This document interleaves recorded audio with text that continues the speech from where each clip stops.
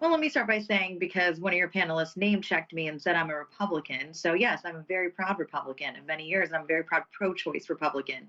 So, let me be very clear about what that means. That means that I believe that women should have freedom to do what they want to do with their bodies. Bodily autonomy should be paramount in a representative democracy like ours. And what a great many Republican men are undertaking in state houses across the country is a mission that is nothing related to really standing up for life. This is about denying reproductive care for women of lower income status, and particularly Black and Brown women are the women who suffer when reproductive access is cut off. In rural communities like the one I grew up in West Virginia, these women are particularly in danger. And I say this because Roe versus Wade was the law of the land when I was in my most formative years. I'm still of reproductive age, and I will always be in my prime, unlike what Don Lemon said on CNN about Nikki Haley.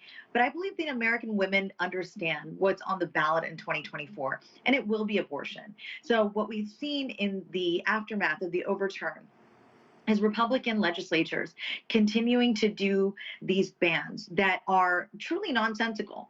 And I think what Ron DeSantis, the governor of Florida, did, in fact, is the most indicative of how Republicans are dealing with the issue of abortion. They're signing bans in the dark of night. They don't want fanfare around it because they're doing it to appeal to their most conservative, right wing, evangelical voters. And look, there's nothing wrong with loving God and having being a person of faith. I'm also a person of faith. But the beautiful thing in this country is that there's separation of church and state. And so I am very, very much concerned about people legislating with their holy books. I do think the Biden administration has messaged really well on this. And I do think that the longer abortion continues to be in the spotlight, particularly as we see these GOP primaries start and heat up and the debates begin for the presidential nominations and the conventions, abortion is a really tricky issue for Republicans to navigate, given what is happening in the state houses. If anybody wants any more information about how more Republican women feel about this, look no further than South Carolina,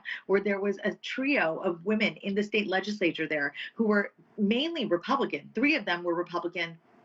I believe one was a Democrat and the other one independent or something. Maybe I'm wrong on that. But the fact that three Republican women, older white women, again, probably not even of reproductive age, stood up and against their colleagues and said, what you're trying to do with this ban is so wrong. And trying to go for lesser and lesser on weeks, that's not where public opinion is. So again, this is not just thorny. This is an issue that really stands to close the doors to the White House for Republicans in 2024. Let me just put it bluntly.